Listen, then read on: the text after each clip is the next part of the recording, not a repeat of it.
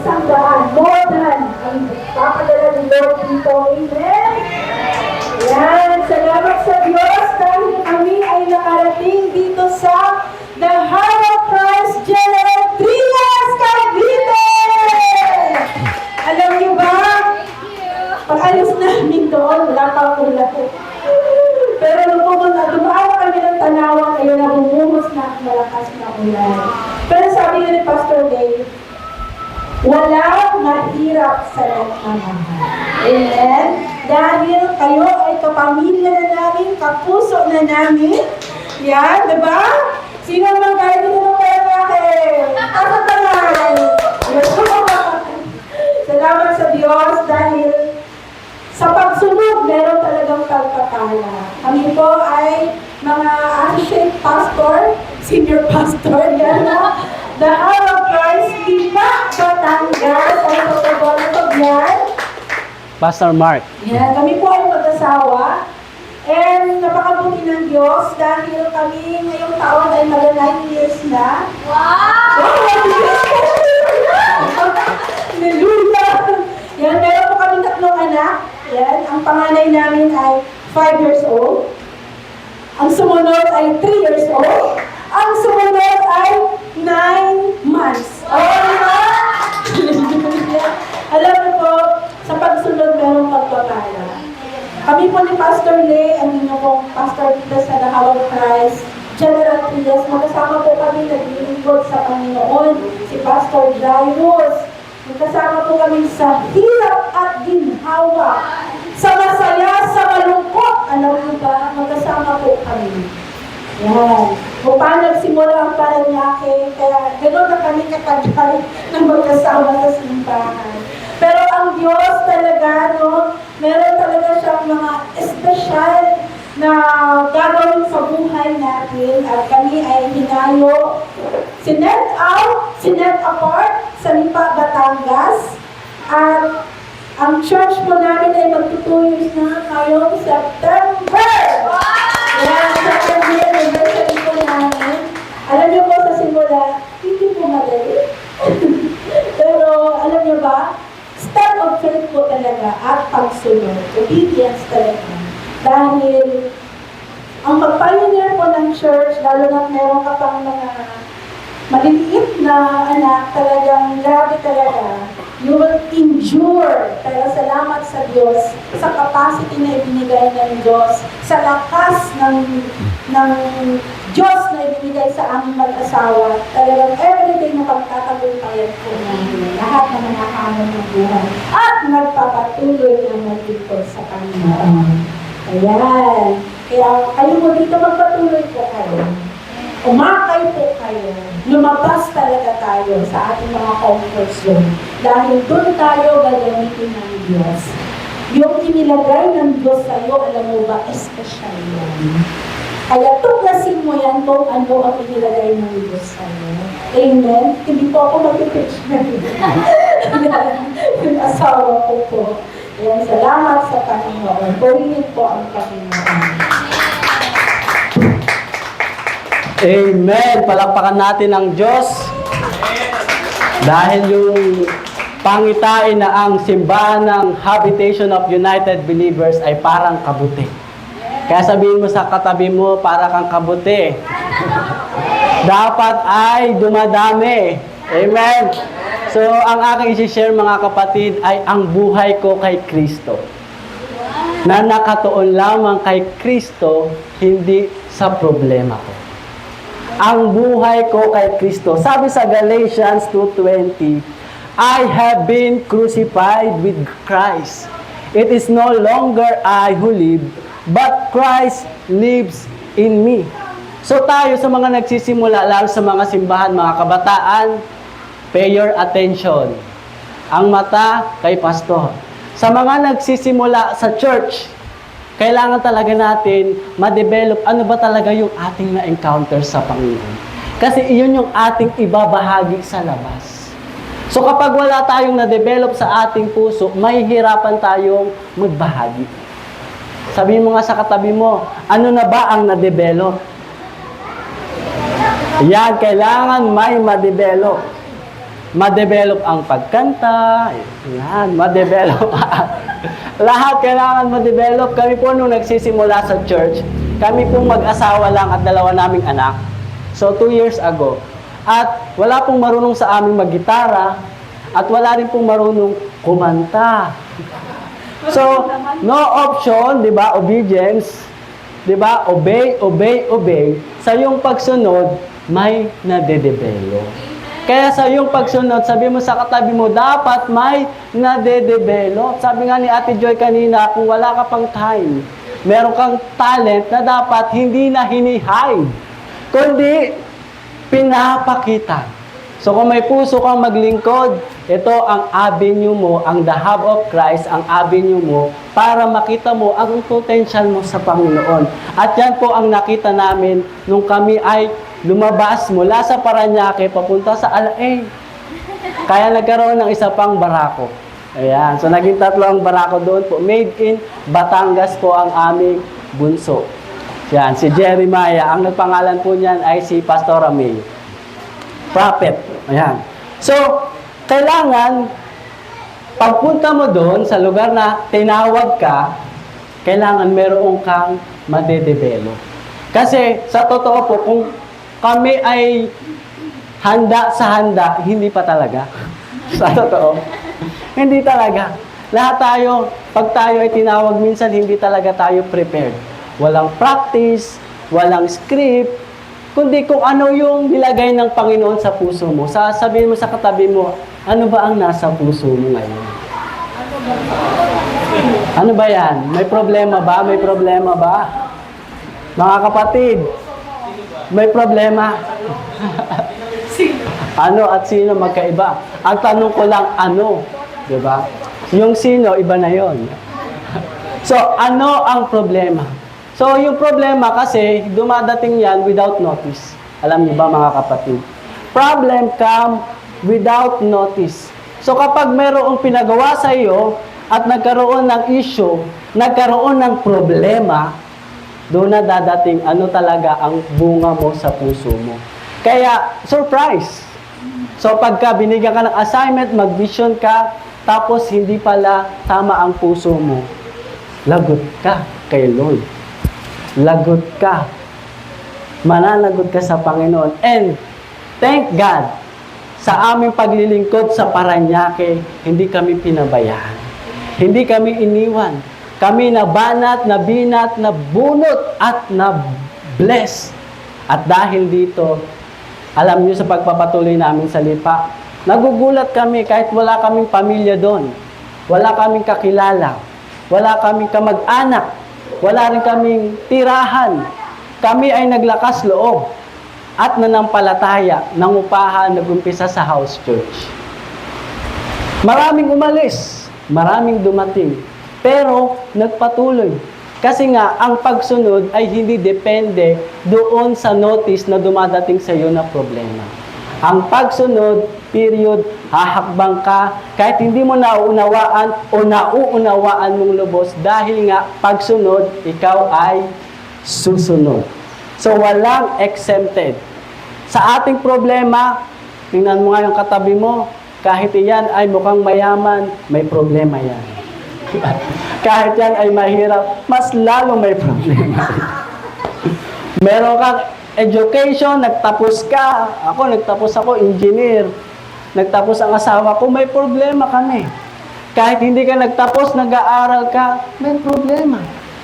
Kahit ikaw ay, kahit ikaw ay pastor, may problema. Kahit ikaw ay member, may problema. Grabe naman ang tuturing ni pastor, puro problema. Yan po ang totoo. Akala natin, pag pumunta tayo sa church, at tayo ay naglingkod, at tayo tumayo dito sa stage, kumakanta, tumataas ng kamay, akala natin, automatic magic, walang problema. Pero di nyo ba alam, pagdating ng problema, pag tumataas ang problema, at hinahayaan mo na ikaw ay maglingkod ng walang hinahantay na kapalit, hindi mo mamamalayan, kagaya ng ulan, ang solusyon ay bumubuhos sa iyong buhay. When problems goes up, blessing comes down. Yan ang katotohanan sa pagsunod. How to respond when problem comes to our lives. Ano ang iyong ipapakita? Ano ang iyong ipaparanas? Ano ang iyong sasabihin? Pag ba dumating ang problema, malulungkot ka. Siyempre, problema. Nung isang araw nga lang, Pastor, ako ay mayroong problema, hiniwalayan ako ng asawa ko. Tapos ngayon may problema, ano gusto mo? Tumawa ako? Ano gusto mo? Magtatalon ako? Siyempre, pag ikaw ay may problema, anong mararamdaman mo? Malungkot, disappointed, minsan maninisi ka, minsan sasabihin mo yung sarili ko kasi. So marami tayong iniisip pag dumadating ang problema. Pero ang buhay natin kay Kristo, hindi ganyan. Pagka may problema, count it all joy. Di ba sabi sa James, bilangin mo as part yan ng kagalakan na binigay sa iyo ng Panginoon. At merong kwento dito sa Bible, hindi ito ordinaryong kwento na talagang mababagbag yun ang iyong loob, kundi ito talaga ay labanan sa mga hari sa hari. Kaharian sa kaharian. At makikita po natin ito sa 2 Chronicles chapter 20. Pakibasa nga, Kuya Krieger, verse 1. 2 Chronicles chapter 20 verse 1. Ay, nakasulat pala. Sige.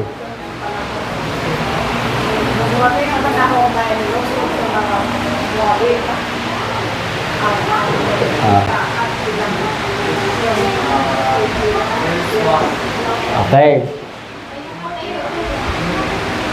Dumating ang panahon na nilusog ng mga wika, ang manika at ilang manika si Jehoshaphat. Verse 2, nabalitaan niya na isang malaking pangkat mula sa Edom ang sumasalakay sa tayo ng lawak at nasa Hazazon Tamar na tinatawag din Engedi. Verse 3, nabahala si Jehoshaphat at humihingi siya ng patnubay kay Yahweh. Inutos niya na mag-ayuno ang lahat ng babayan ng Juda. Mayroong digmaan laban sa Edom. At ang digmaan na ito ay hindi lang basta digmaan. May tatlong, sabi dito sa verse 1 na binasa ni Kuya Krieger, Moabite, Ammonite, at ilang pang Meunite. So, itong Juda, maliit lang to. Halimbawa, itong gentry ay maliit lang. May gustong sumako. Tatanggalin ang gentry kasi ito ay gagawin commercial, ganyan. Ano pa? Mawawala na kayo ng church kasi ito ay hindi sa inyo. Lahat. So, wala namang ginagawa ang Juda sa mga Moabite, Ammonite, pero meron silang balak. Balak nila bigyang problema ang mga taga-Juda.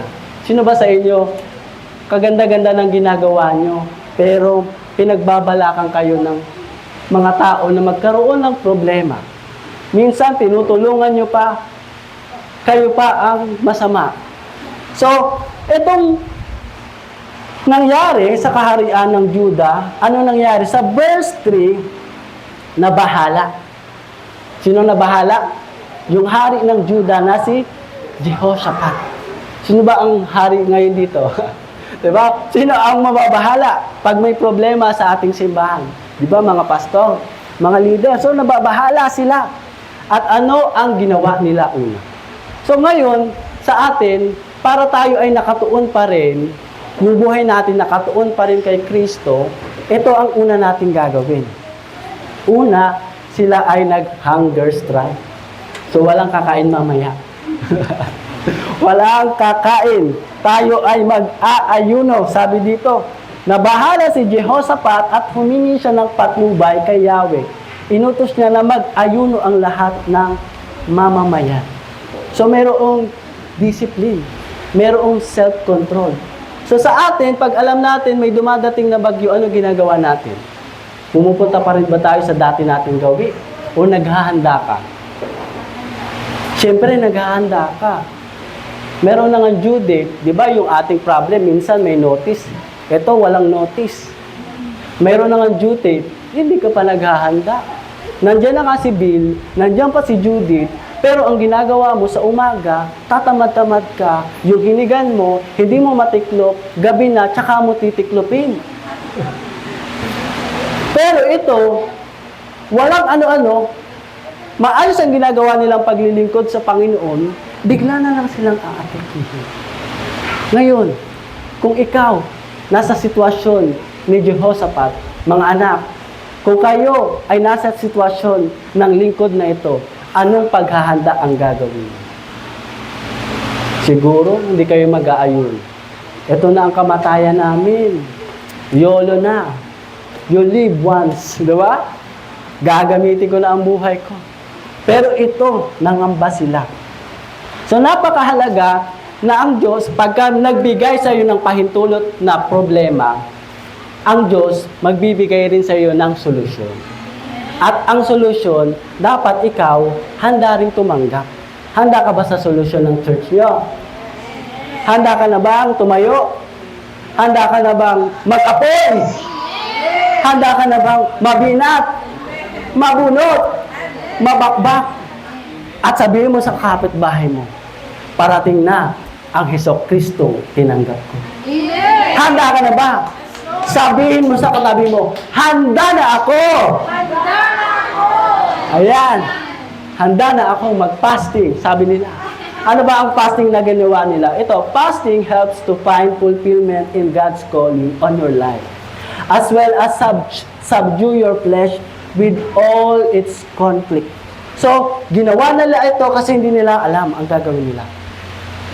So, kung tayo, hindi tayo makapaglingkod sa Panginoon, kasi meron tayong tinatagong mga secret, o kaya, ano tawag dito, yung favorite na ating mga hidden sin na na-enjoy natin.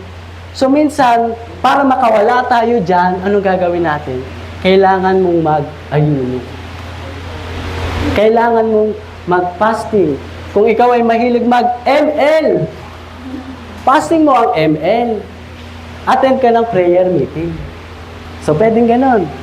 Para mag-apoy. Paano mag-aapoy? May problema, tapos ikaw nanlalamig pa. Ano mangyayari? E di, matutupok talaga. Eh, tinawag ka ba para matupok o manupok? Di ba? Sabi sa kinakanta natin, di ba? Ang gawa ng dyablo ay... O sabi mo sa katabi mo, tupukin na natin yan. Ano bang meron sa puso mo na kailangan tupukin? Mag-fasting. Iiwanan ang hilig ng laman at 100% nakafocus sa kabanalan. Yan ang ginawa ng kaharian ng Judah that time. Kaya para marinig ng Panginoon yung ating daing, yung ating problema, ano ba ang solution, Lord? Kailangan yung tabing, di ba? Pagka may tabing, hindi ka makikita. Yung tabing, kailangan mo alisin. Sabi sa Isaiah 59 verse 1 to 2, ang Panginoon ay hindi mahina para hindi ka iligtas. At hindi rin siya bingi. Lahat ng may pandinig, hindi siya bingi para hindi makarinig kapag tumawag sa Kanya. Ngunit ang inyong kasalanan ang siyang naglalayo sa inyo sa Diyos. So napakahalaga na maglinis tayo sa ating bahay. Mga magulang, di ba, pagka ang isang bagay na inayos mo, tapos nabalikan mo, bakit wala sa pwesto? Ikaw ay, yung mata mo, kanina nagtutwinkle-twinkle, nung nakita mo magulo, nakakunot na. Kasi nga, hindi nakaayos. Kailangan natin mag-ayos kasi ang binigay sa atin ng Panginoon na buhay ay maayos. Nga lamang nung dumating ang pagsuway, nagulo. Kaya sa katabi mo, mag-ayos tayo. Sabihin mo sa likod, mag-ayos mga anak. Mag-ayos, nagkaroon ng paglilinis. Ayan.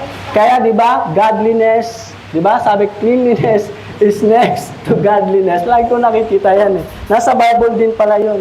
So sa verse 4, pakibasa ng lahat, ano ang nangyayari sa verse 4 ng 2 Chronicles chapter 20? Sila'y nagtipon-tipon upang humingi ng tulong kay Yahweh. So number 2, sila ay humingi ng tulong. Verse 4 hanggang verse 5. Ay, may Bible kayo, no? Nagtipon-tipon ang buong Juda upang humingi ng tulong kay Yahweh. Tumayo si Jehoshaphat sa harap ng mga taga-Juda at nagtipon-tipon sa bulwagan ng templo. Sila ay number 2 na nalangin. Number 1, sila ay nag-fasting. Number 2, sila ay nag-pray. They connect to the Spirit. Sabi pa sa verse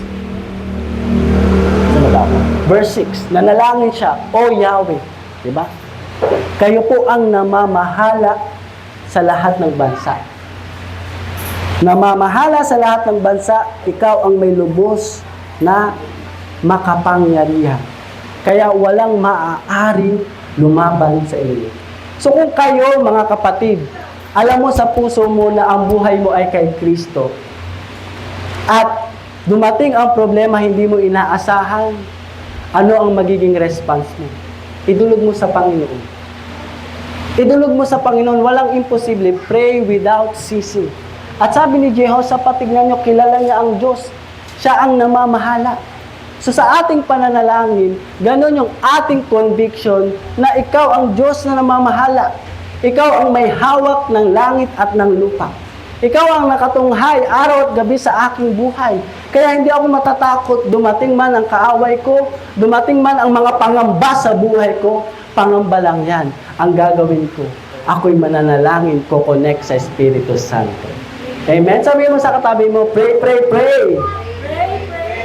Without ceasing. English yun. Sa Tagalog, huwag kang hihinto kahit walang sagot. Kasi, bago ka pa lumapit sa Panginoon, siya ay tumugon na. Siya ay tumugon na.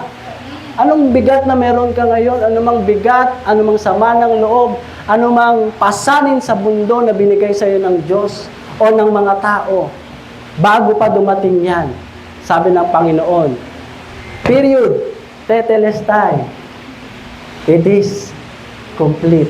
I have finished. I have overcome. So huwag mo sasabihin, you are talunan. You are failure. Lagi mo sasabihin, problema lang yan. Meron akong Diyos na buhay. Solusyon sa lahat ng bagay. Amen? Pray, pray, pray. Kaya sabi nga sa verse 7, ikaw ang nagpalayas sa mga taga rito upang ibigay ang lupaing ito. Sabi niya, upang ibigay ang bayan mong Israel magpakailanman. Kaya number 3, paglapit mo, pag-connect mo sa Espiritu Santo, ano ang idedeklara mo? Hindi na yung problema. Ang idedeklara mo na ay yung pangako niya. Ay yung promise niya. Ay yung ang sinabi niya, tinapos ko na. Kaya dinideklara niya, sabi niya dito, ikaw ang nagpalayas sa mga taga rito upang ibigay ang lupain ito sa bayan mong Israel. Kilalang kilala niya ang Diyos. Tanungin mo nga ang sarili mo, Lord, kilala na ba kita? Kung hindi pa, Lord, gusto kitang makilala. Gusto kitang makatabi. Gusto kitang makausap. Gusto kitang mayakap. Gusto kong maranasan ano ba ang puso mo sa kalalagyan ko ngayon. At ito, sabi nila, ginawa niyo iyon sa inyong pangako kay Abraham na inyong kaibigan. So malalim sila sa salita ng Panginoon. So tayo ba? May dala ba tayong Bible ngayon? May dala ba tayong ballpen ngayon? May dala ba tayong notebook? Kung wala pa, sasabihin mo sa sarili mo, next week, Pastor, meron na. Kasi dito, mag-aaral kami ng Bible, hindi ng cellphone. Amen? So, kung yun pala, meron naman pala tayong tool. Meron tayong ballpen, marunong tayong magbasa, marunong tayong magsulat. Huwag natin gamitin lang sa eskwelahan. Huwag lang natin gamitin sa kabuhayan. Gamitin natin sa pagpapalago ng ating pananampalataya. ng ating spiritual. Para pag dumating man ang notice, kahit hindi yan si Bill, kahit hindi yan si Judith, dumating ka man, walang magagawa ang iyong pagdating dahil nauna nang dumating ang Kristong napako sa krus, namatay, nabuhay, na naguli, kasama ako. Amen? So number 3, declare His word. At sabi dito sa verse 9, di ba? Haharap kami sa templong ito upang humingi ng tulong sa inyo, pagkat dito kayo sinasamba. Tatawag kami sa inyo, papakinggan ninyo kami at ililigtas sa panahon ng aming kagipitan. So meron ka siguraduhan. Sabihin mo sa katabi mo, merong forever. Kay Lord, may forever. Sa problem, walang forever dyan. Diba? Problem, temporal lang yan. Kay Jesus, may forever. Amen. Ngayon, ano ang nangyari? 3 kaharian. Mas malalaki pa sa Juda. Mas maraming hukbo. Anong panlalaban nila? Ikaw, may sakit. Ikaw, baon sa utang. Ikaw, may kaaway. Ikaw, hiniwalayan. Damang-dama mo ang problema. Lord, mahal naman kita. Pero bakit pasan ko ang daigdig? Bakit pasan ko ang mundo? Ngayon, dito na matetest ang ugali mo, ang puso mo. Kung anong laman ng puso, yan ang buka, bibig. Pag ang laman ng puso mo, pera, walang pera, yan ang lalabas. Pero pag ang laman ng puso mo, salita niya. Lord, mayaman ako. Di pa nga lang ngayon. Pero darating din. Lord, may sakit man ako. Pero sa iyong latay at sugat, ako'y gagaling.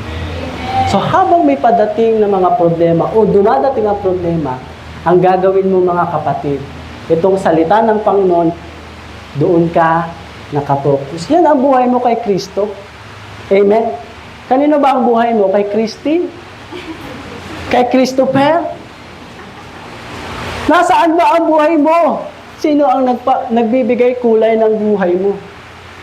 Diyan ba sa, sabi diba, sa boyfriend mong mukhang toko? O sa girlfriend mong mukhang octopus? Na laging nakayapos? Diba?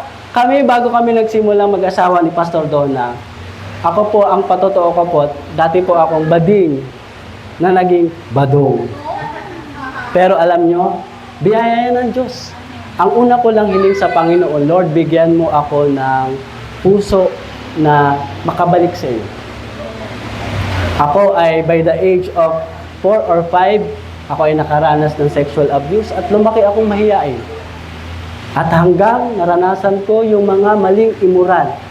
So sino mag-aakala na isang bata na lumaking may immoral at hindi alam ang sexualidad ay makakakilala sa Panginoon?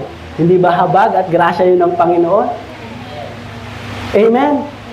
Malaking problema yun sa akin. Nag-college ako, hindi ko alam gagawin ko. Ang tingin ko sa akin, ang dumi-dumi ko. Sino maglilinis sa akin? Nanay ko? Kapatid ko? Sino? Wala. Walang makapaglilinis sa akin. Pero nung narinig ko ang mabuting balita, ang salita ng Diyos ang lumilinis sa sino mang tumanggap dito na madumi. Kaya ikaw, kapatid, kung meron ka niyan sa puso mo, tapat ang naranasan ko sa Panginoon. Hindi nagkamali ang Panginoon sa pagpili sa akin. Maaring di pa ako perpekto, araw-araw, merong pinapagdaan ng problema, meron akong hinahakbangan, pero dahil sa salita ng Diyos, pinabago niya ako araw-araw. Kaya kapatid, sinong makapaghihiwalay sa pag-ibig ng Diyos? Problema ba? Kahirapan ba? Maging kamatayan? Wala. Walang makapaghihiwalay sa pag-ibig ng Diyos. Alam niyo ang mabuting balita. Nung naka-attend ako sa The Hub of Christ, narinig ko ang mensahe ng Diyos. Sabi ng Panginoon, nilinis na kita. Pinatawad na kita. At nung time na yun, di ako ma-absent. Walang absent. Kasi excited ako sa Panginoon. Gusto kong makinig ng mabuting balita. At sabi ni Pastor, binat birthday ko.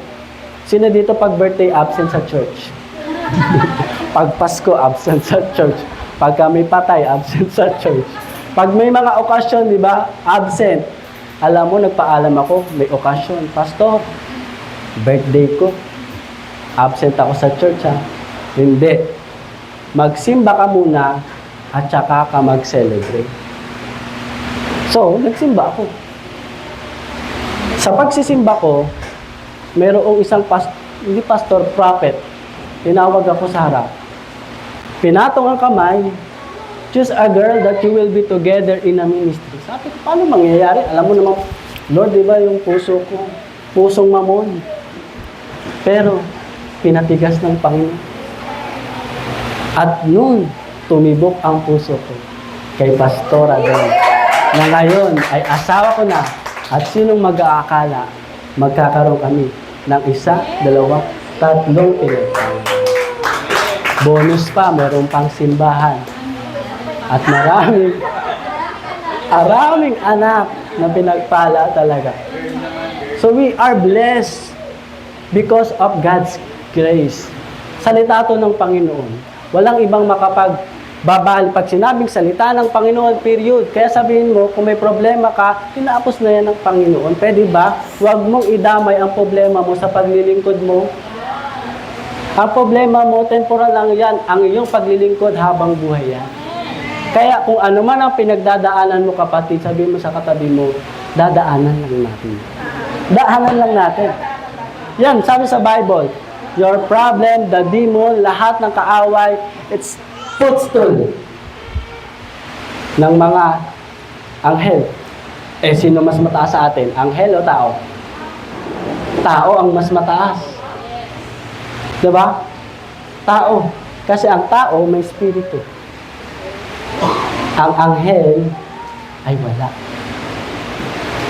Sila ay mga angel ng Panginoon na nag-iingat lang sa atin. Pero tayo lang ang ginagamit dito sa sanlibutan, hawangis ni Kristo. Na kapag nagsalita ka, may buhay. May patay, mabubuhay. May sakit, may lungkot. Hawakan mo ng iyong kanang kamay. Gagaling, tatayo. Yan ang naranasan ni Pedro, ni Pablo. Naka-encounter sa Panginoon. Nung siya ay naka-encounter, nakarinig ng salita ng Panginoon, pagbalik niya doon sa kanyang pinanggalingan, di makapaniwala lahat. Bawat bayan, 5,000 nakakilala kay Kristo. 5,000 na baptize. Ikaw, anong buhay mo kay Kristo? Ilang taon na? Ilan na ang nakakilala kay Kristo? Kaya kakaiba ka. Kasi ang dala-dala mo ay ang presensya ng Diyos. Ang dala-dala mo, itong pag-aaralan natin sunod. Ang dala-dala mo ay hindi na yung sarili mo. Pero sabi dito sa verse 14, ang Espiritu ni Yahweh ay lumukob kay Jahaziel na anak ni Zacarias. Ito'y apo ni Benaya at anak ni Jeiel na apo naman ni Matanaya sa isa sa mga Levitang anak ni Asaph. At ano ang sinabi? Sinabi niya, makinig kayo hari. Sino dito pagka merong hindi mo alam ang gagawin mo, merong nagsasabi sa iyo, ito ang sabi ng Panginoon. Ito ang pinapagawa ng Panginoon. Ako, gusto ko lang mag-abroad, papunta ng Malaysia. May visa na, bayad pa. Pero, ito pinapasabi ng anak, pinapasabi sa iyo, kamusta ang puso mo?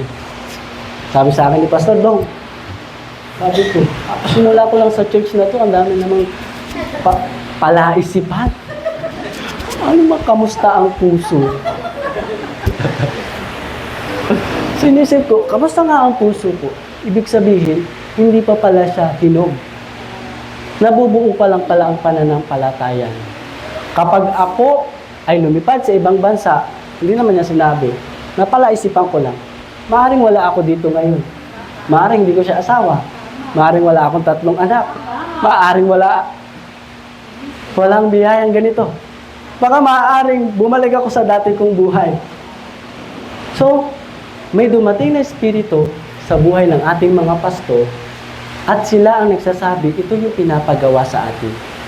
So kung ikaw binata, kung ikaw dalaga, at excited ka na sa binibigay ng Lord, kailan ba dadating? Kailan ba dadating yung best para sa akin? Tingnan mo muna kung hinog ka na ba. Sino dito sa mahilig sa mangga? Ano gusto mong mangga? Maasim o hinog? Matamis, di ba? Pero yung maasim, gusto mo rin. Ano ka partner ng maasim? Alamang. Alamang. Gusto mo ba ang mapangasawa mo mukhang alamang? Di ba? Pag hindi pa hinog, ang mapapangasawa mo, hindi pa rin hinog. O tingnan mo nga yung asawa mo, buka. Hindi, hinog yan. Hinog yan kay Kristo. Ito ay para sa mga kabataan. Kung ikaw ay nagsisimula pa lang, mag-aaral pa lang, tinatanong ni Pastor, kamusta ang puso mo? So yan ang na-develop sa akin. Ang palaisipan, para malaman ko ano ang sagot sa palaisipan, kailangan ko ang salita ng Diyos, kailangan ko yung gabay ng aking pastor. So napakahirap na tayo nagsisimula, kanya-kanya tayo. Sa Diyos lang ako. Hindi po pwede. There is order. God is the God of order. Ang mga pastor nyo, hindi madali ang kanilang pinagdaanan. Napagdaanan namin. At napagdadaanan pa rin namin yun. Pero pag mayroong kamay na mga hinog, hindi hilaw na lagi na lang parang emosyonal.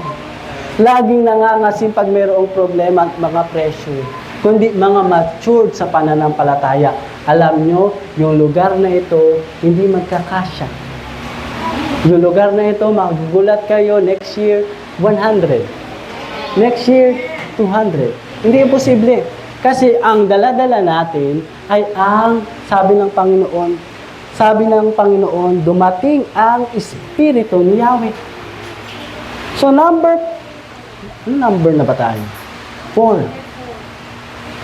Yes, problem come without notice, but remember, yung Panginoon natin, God is on our side. God is on our side. Itong salita ng Diyos is mas malaki at ang salita ng Diyos at ang Espiritu ng Diyos lagi yung magka-partner. Di ba? Sino dito nagpe-praise and worship, di ba? Pag tayo nagpe-praise and worship, lagi yung magka-partner. Let's worship God in spirit and in truth. At lulukuban tayo ng Espiritu Santo. At sabi niya, itong lingkod ng Diyos, verse 16, harapin niyo sila bukas.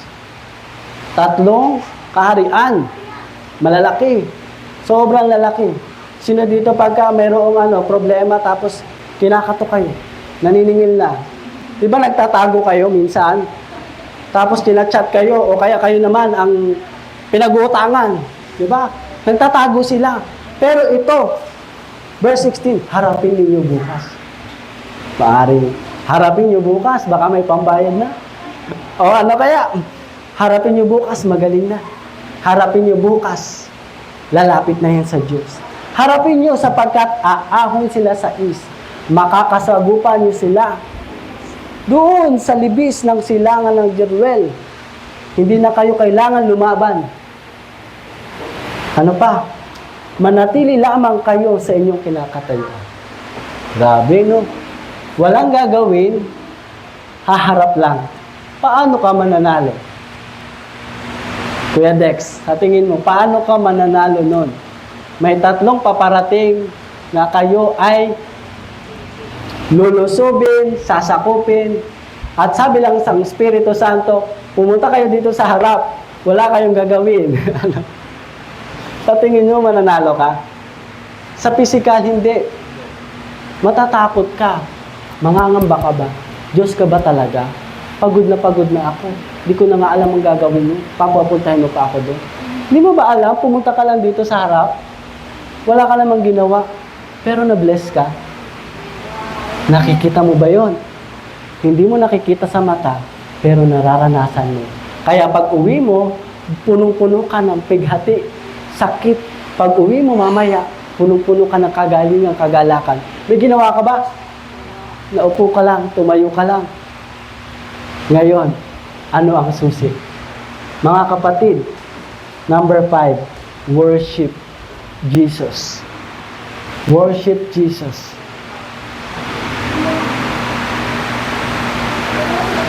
Tumayo ang mga Levita sa angkan Kohat at Kora at sa napakalakas nilang tinig ay nagpuri sila kay Yahweh. Ano ginawa nila? Tumayo sila at nagpuri sila kay Yahweh. May bayad ba ang magpuri? So, walang bayad magtaas. Pero minsan, libre na nga lang, pinagkakait pa. Huwag nating pagkait ang libre. Libre na nga lang. Mangangarap ka na nga lang, lakihan mo na. Ano gusto mong maging? Gusto mong maging ano? Billionaire? Mangarap ka, libre na nga eh. Gusto mo pa, mababa.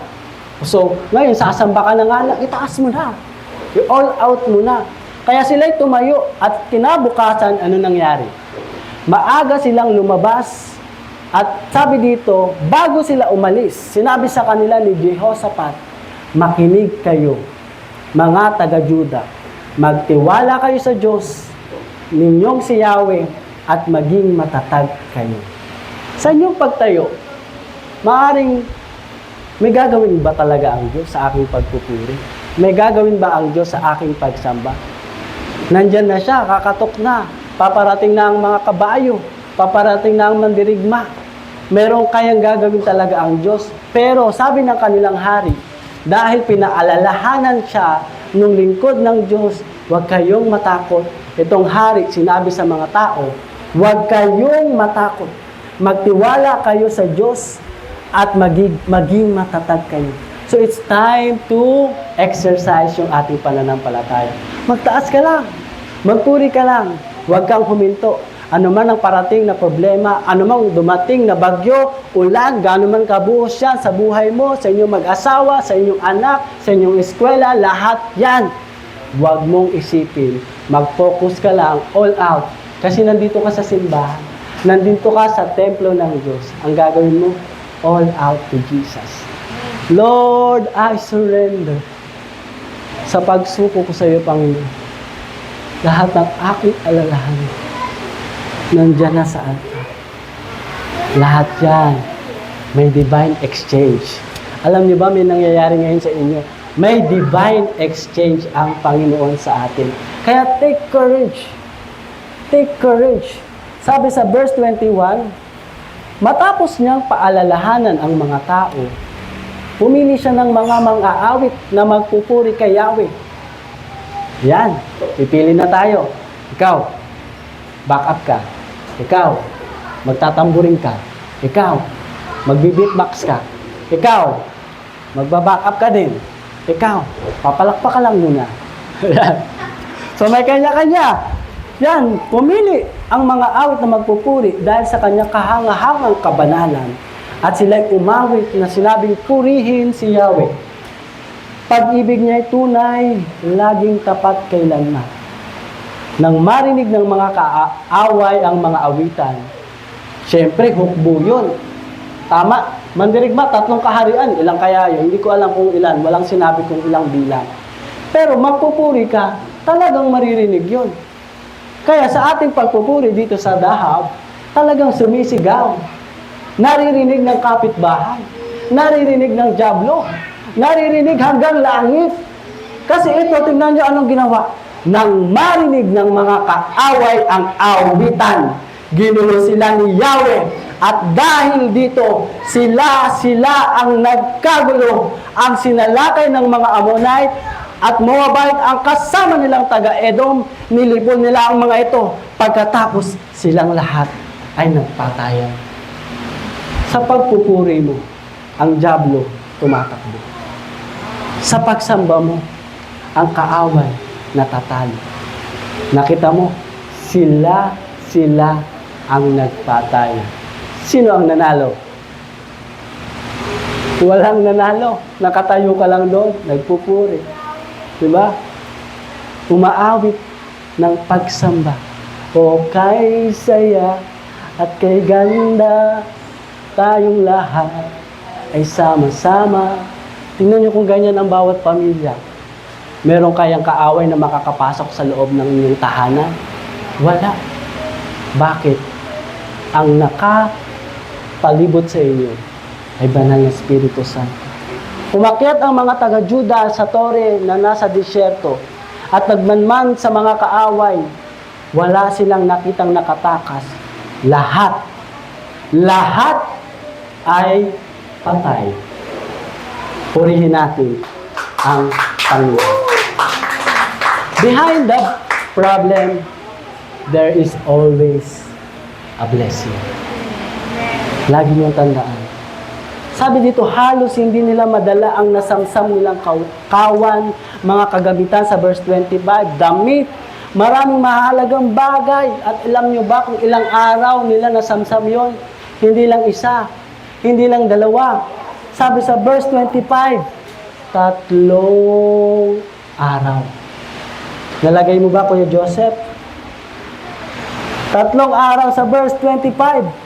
Nang ika-4 na araw, nagtipon silang lahat at nagpuri kaya. Tuwang-tuwa sila sa tagumpay na ipinagkaloob sa kanila niyang. Kaya minsan, pag dumating ang problema, akala natin natutulog ang Diyos.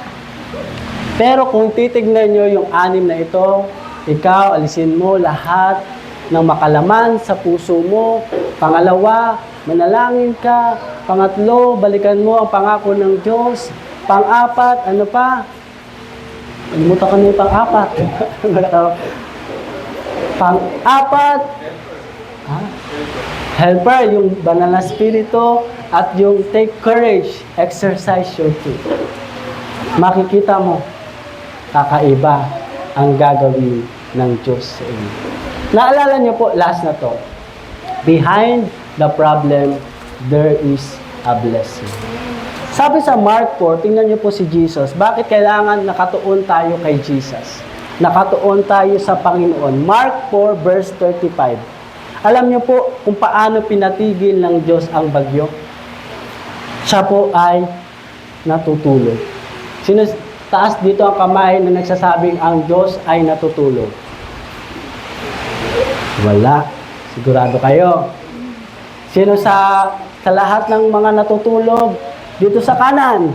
Sa lahat ng hindi. Dito sa kaliwa. Sabi dito, verse 38, meron ba dyan? Mark 4, verse 38. Pakibasa nga. Si Jesus ay natutulog.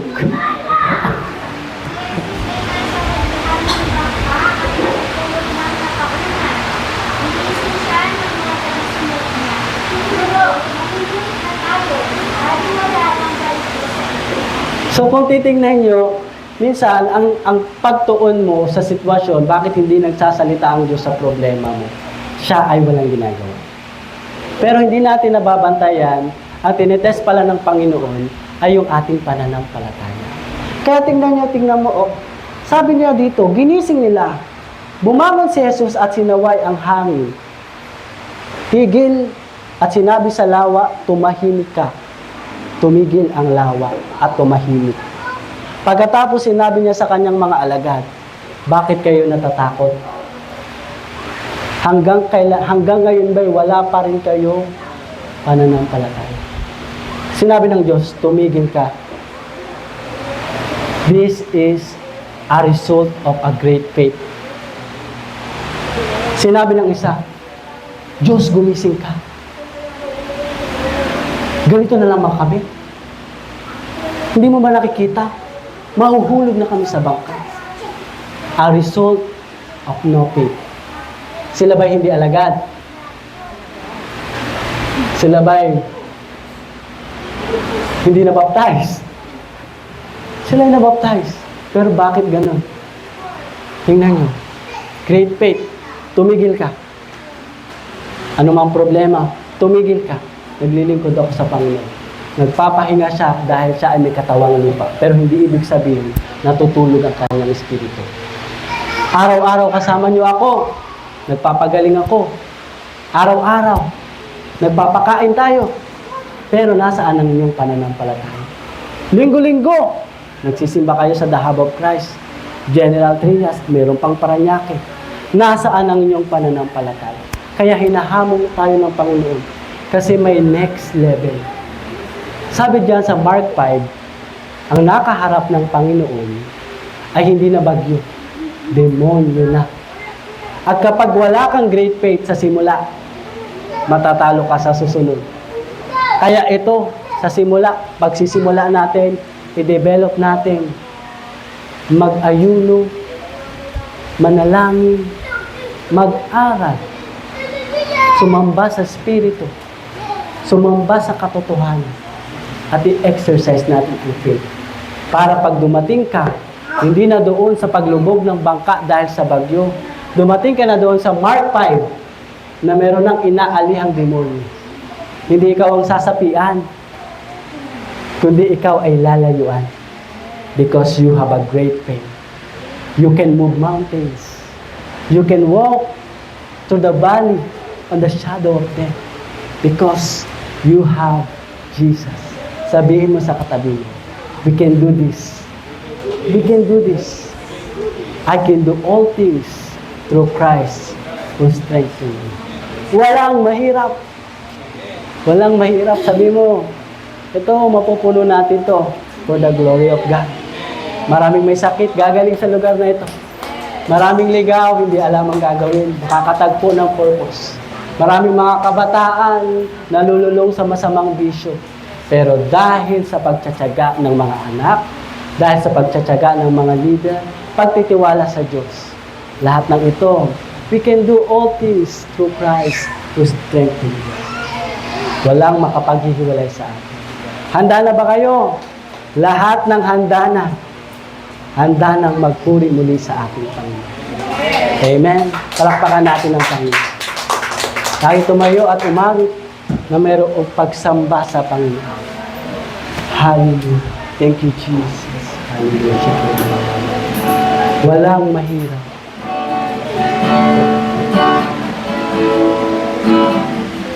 Thank you, Jesus. We come before you sa lugar na ito.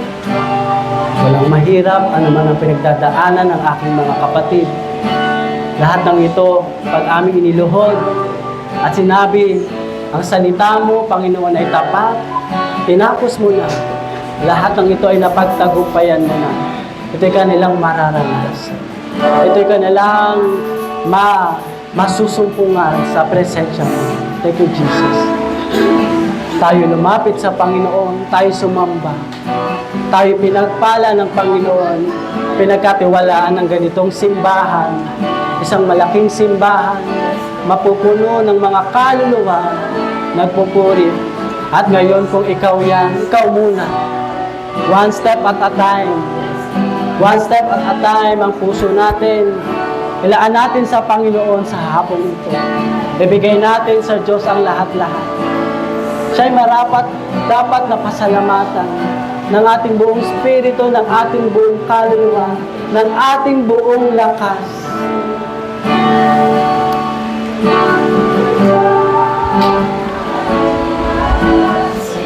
Thank you, Jesus. Mahirap sa'yo. Thank you, Lord. Ang Panginoon na makapangyarihan, walang mahirap sa'yo. Sabihin natin, walang mahirap, mahirap sa'yo. Taas natin ang ating dalawang kamay. Mahirap sa'yo. Yes, Lord. Ikaw ang Panginoon na makapangyarihan, walang mahirap sa'yo. Isang pa, walang mahirap, mahirap sa'yo. Yes, walang mahirap sa ating Diyos, walang mahirap sa'yo. Ikaw ang Panginoon. Ikaw ang Panginoon na makapangyarihan. Walang mahirap sa'yo. Sabi natin, walang imposible. Walang imposible sa'yo. Deklara natin sa buhay mo, sa problema mo. Sabihin mo, walang imposible. Walang imposible sa Diyos. Ikaw ang Panginoon. Ang Panginoon na makapangyarihan. Walang imposible sa'yo. Isa pa, walang mahirap. Walang mahirap sa'yo. Walang mahirap sa'yo. Ikaw ang Panginoon. Ikaw ang Panginoon na makapangyarihan. Walang mahirap sa'yo. Come on, church. Let's pray. Let's pray. Let's pray in the Spirit. Hallelujah. Holy Spirit.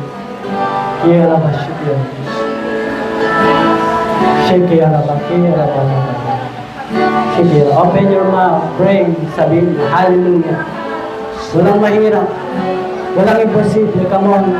Buksan mo ang labi. Magdeklara ka ng buhay.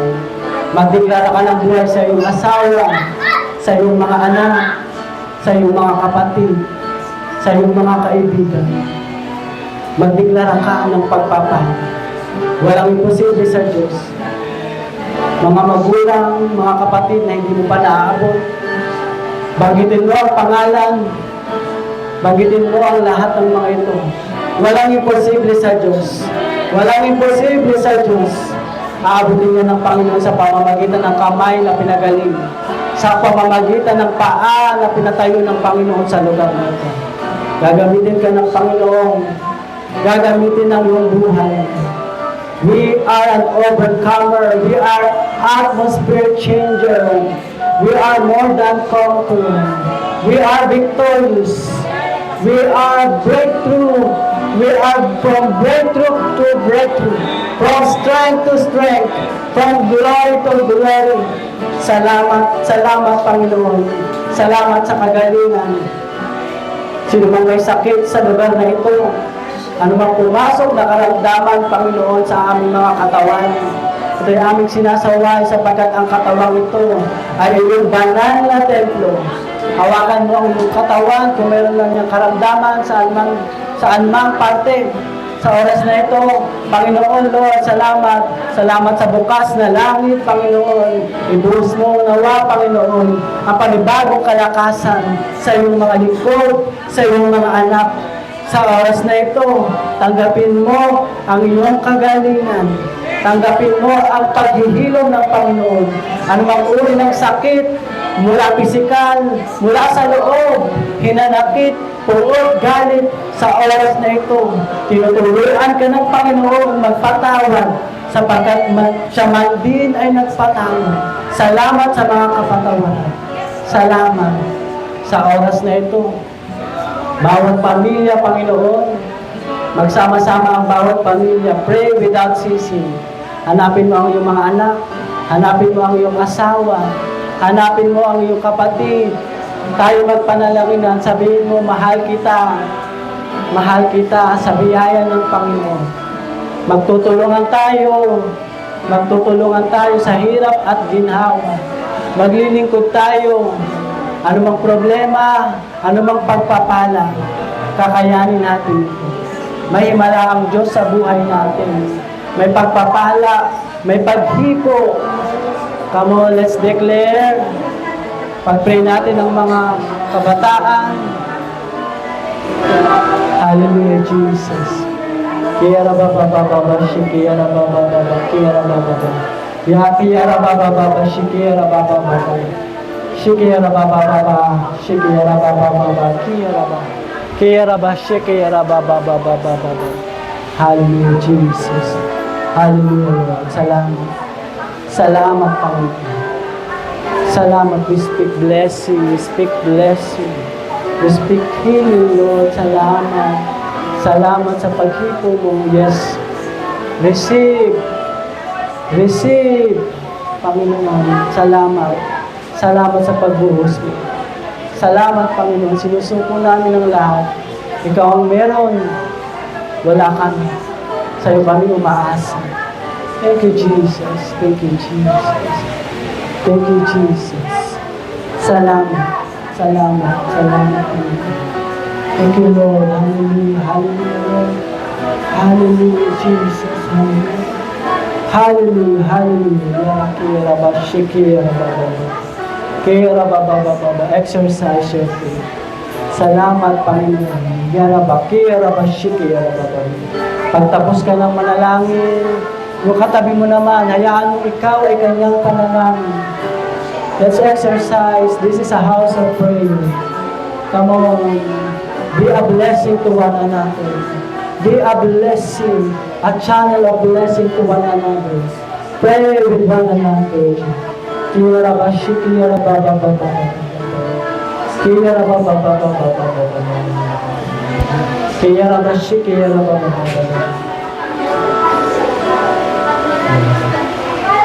Shikira ba. Hallelujah, Lord. Salamat. Salamat sa mag-asawang ito. Sila'y, Panginoon, pinatibay mo ng panahon, pinanday mo ng mga pagsubok, pero Panginoon, ang salita mo ang magpapaangat sa kanila. Ang Espiritu, ang banal mong presensya, Panginoon, ang magpapalaya sa anumang Panginoon, kanilang suliraning dinadaanan.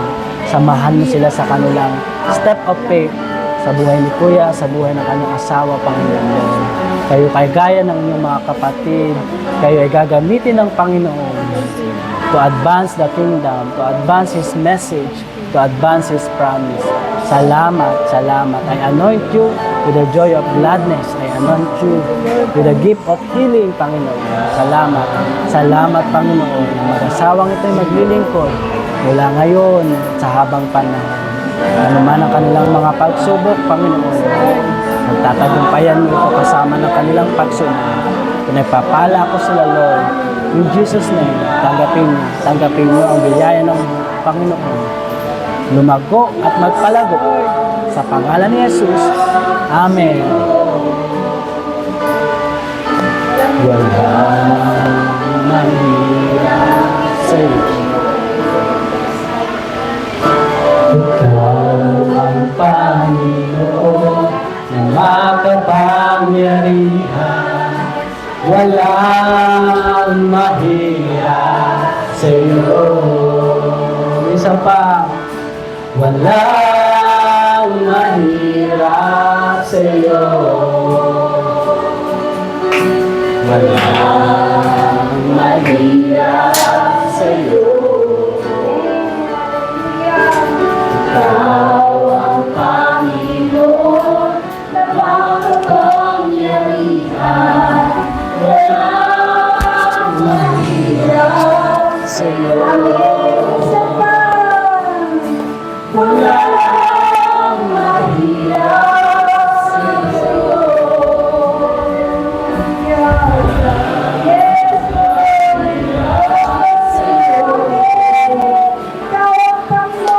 Ikaw ang Panginoon na makapangyarihan. Walang mahirap sa'yo. Ikaw ang Panginoon na makapangyarihan. Walang mahirap sa'yo. Ikaw ang Panginoon na makapangyarihan. Walang mahirap sa'yo. Ikaw ang Panginoon na makapangyarihan.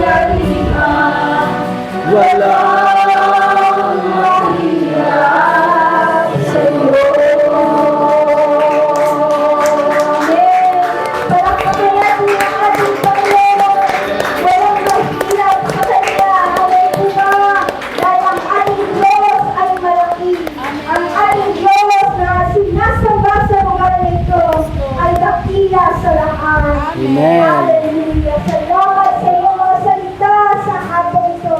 Salamat